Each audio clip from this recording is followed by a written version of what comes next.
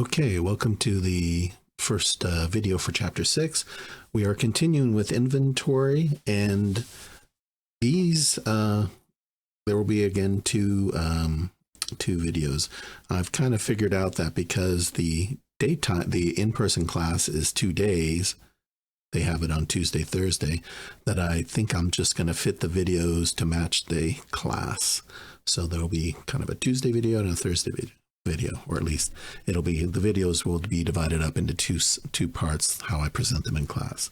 So let's go ahead and look at what we're looking at in Chapter 6. So Chapter 5, I'll just remind you that we talked about inventory, and we're going to be talking about inventory again, but in Chapter 5, we talked about purchases of inventory, and we talked about sales of inventory.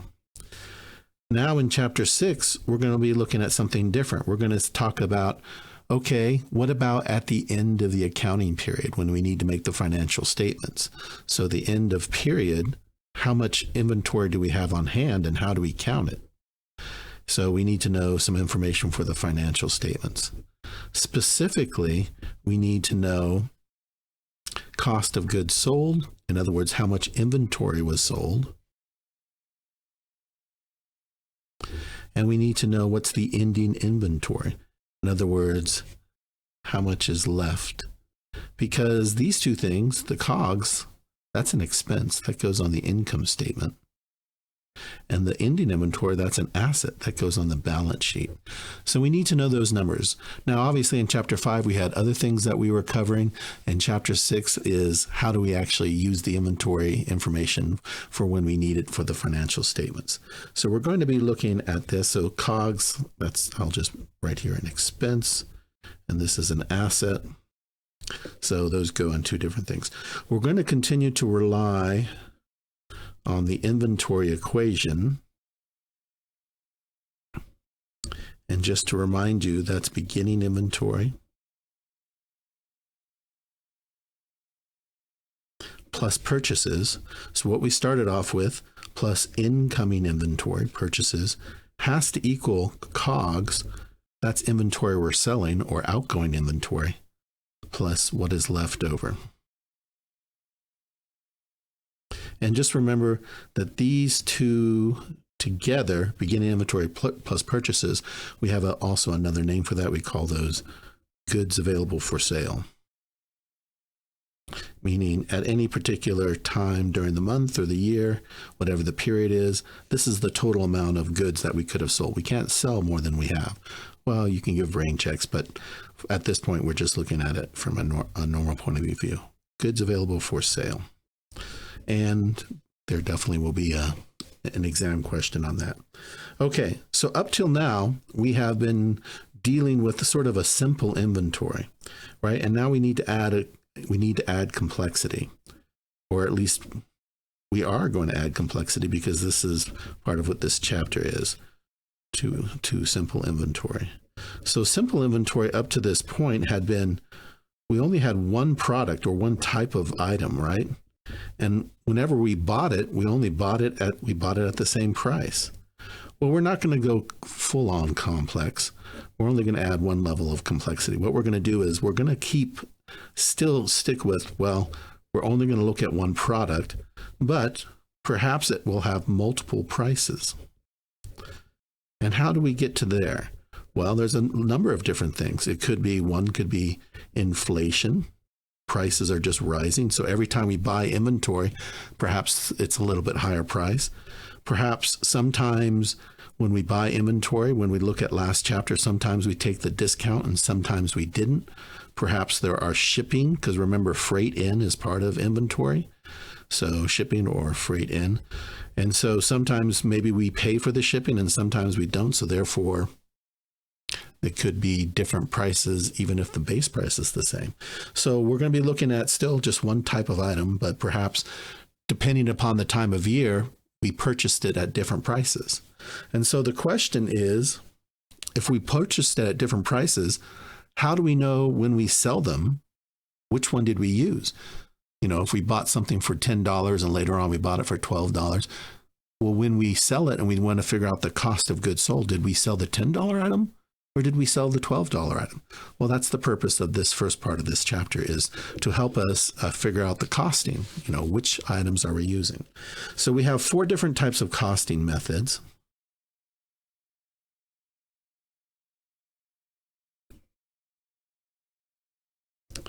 The first one is going to be called specific identification. And you just need to know the definition. We're not actually going to use this for any sort of calculation. Specific identification is a type of costing method which we use for typically high value items that are very unique. For example, if you're a yacht builder, you're making individual yachts for these different billionaires. You don't need a barcode to help to distinguish them. They're all going to be very different, and they're going to all have their different prices. Or take, for example, jewelry. Typically, jewelry is very different from one piece to the other. So in other words, it's not hard for us to figure out which item and which price goes with which item. But as you can see, that's not something that we need to really deal with here in this course. The other 3 are, though, the next one is going to be, we're going to use an average cost system.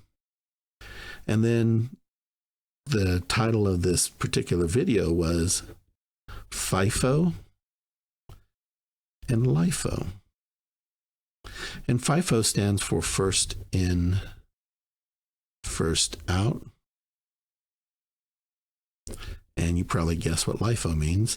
Last in, first out. And what do these refer to?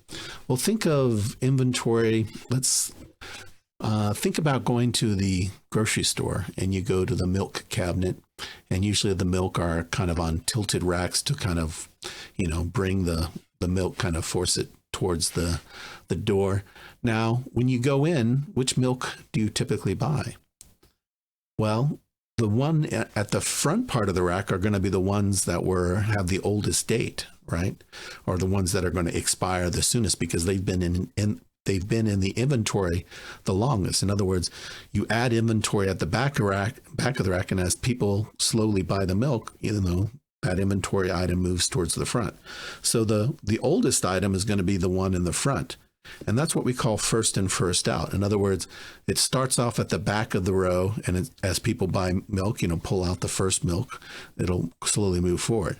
But how do many people actually go in and buy milk? They get their arm back there and they reach behind and they want to pull out the most recent one because that has that longest use by date, right?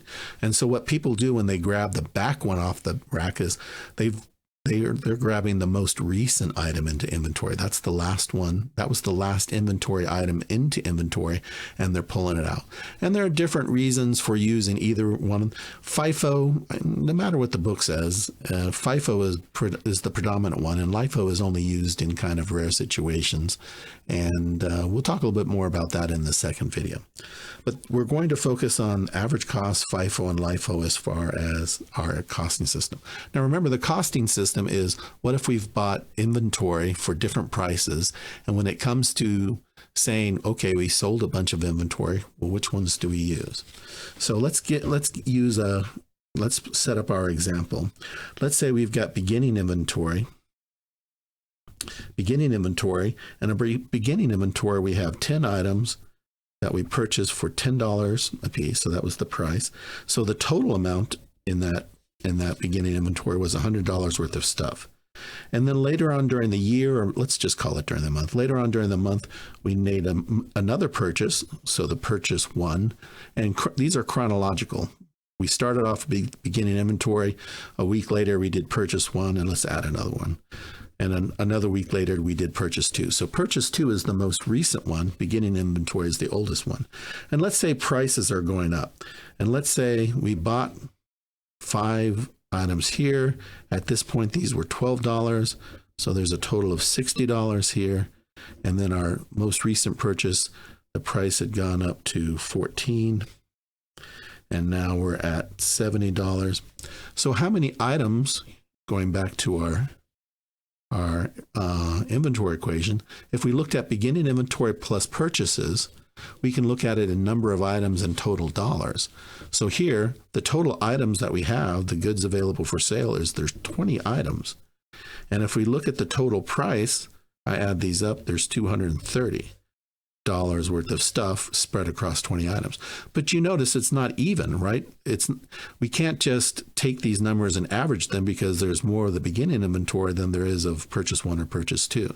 And so this is, I should more accurately call this, it's not the average cost system, it's the weighted average, because there's more of the $10 items than the 12 or the 14.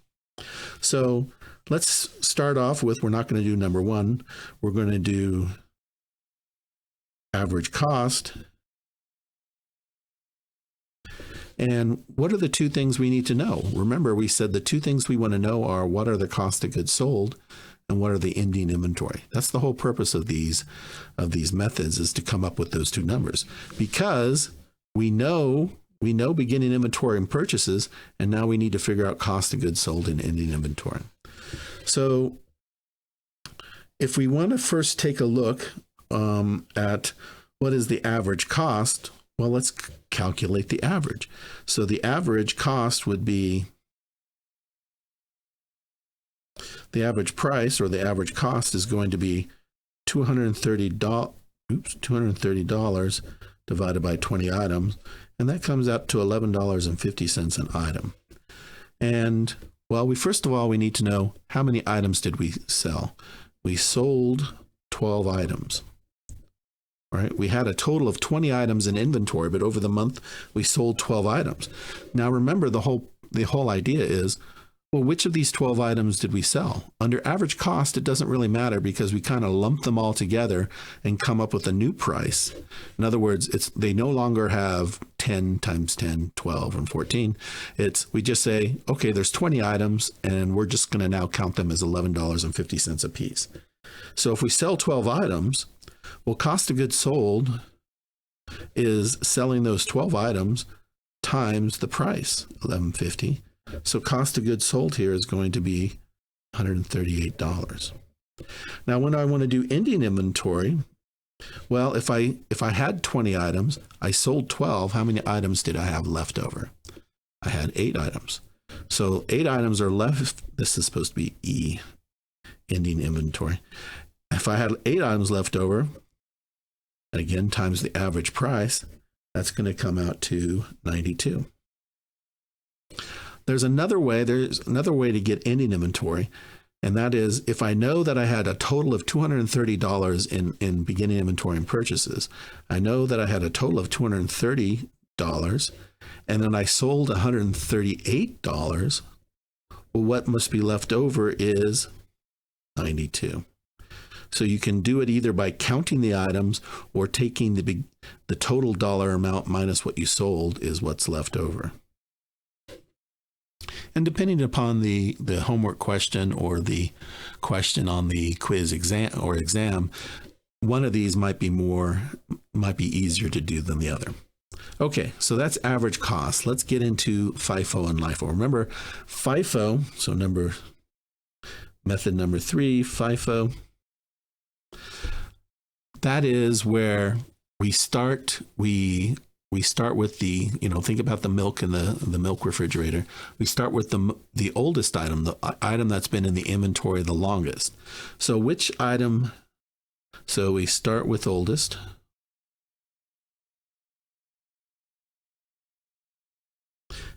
And in this case, the oldest items are going to be the ones in beginning inventory, because the purchase 1 and purchase 2 are much newer. So we're going to start with the beginning item, so the beginning inventory. And remember, we still sold 12 items. And now I need to actually identify them. So what I'm going to say is, if I sold 12 items and I'm going to start with the oldest, I'm just going to work through inventory, right? I'm going to start at beginning inventory, and I'm going to keep calculating the cost until I reach 12 items. So how do I do that? So for COGS, I say, well, I start with beginning inventory, and I take all 10 items in beginning inventory, and that's $10 a piece. Now remember, I'm trying to get to 12. So how much of purchase 1 do I need? Well, I don't need all 5, because that's more than what I sold. Of purchase 1, I only need 2 items to get to my item sold, and that's at $12 a piece. And so that's 24. Oops, geez, I wish the screen wouldn't sleep at 15 minutes. Give it a second to get going again. Okay, I think.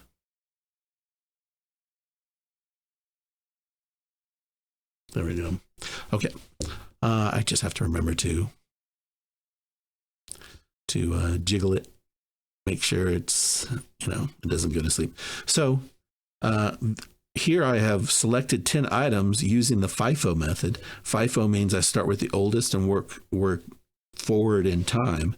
So that means that for my COGS, I have $124. And similarly with ending inventory, well, it's what's left over. Well, I used up 2 of purchase 1. So how much is left over of purchase 1? I have 3 items left over. And that's going to be 12 for $36.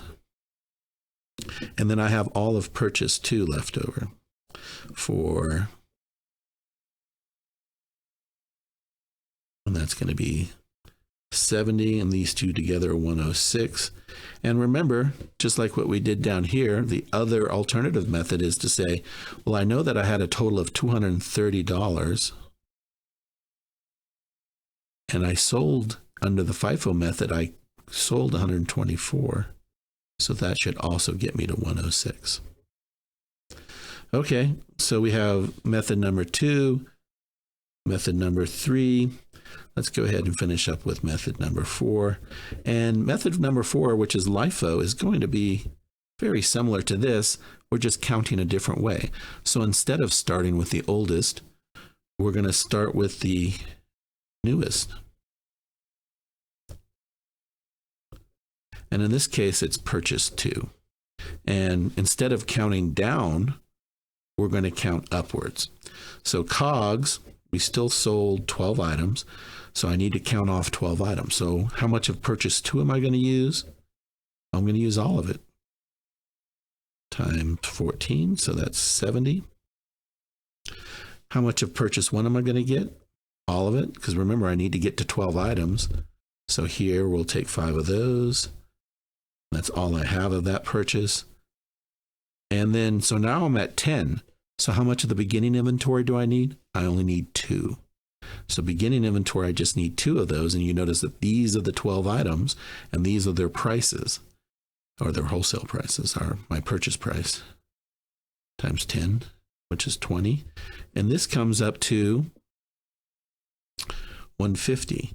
And I'll just point out that the COGS here, and the COGS here all come up to different numbers, right? You see the COGS here is 138. The COGS here is 124. The COGS here is 150. Now, you think, well, we're just talking about the same items. Well, it's a bit of a timing issue. We're choosing either higher or lower priced items to calculate the COGS, but they will all make it through. They will all be sold at some point. So whether we use the high price items now or the high priced items later depends upon the method that we're using. So ultimately, it's not that we're magically making the prices change. It's just which ones are we selecting, but ultimately they will all kind of move through the system at some point.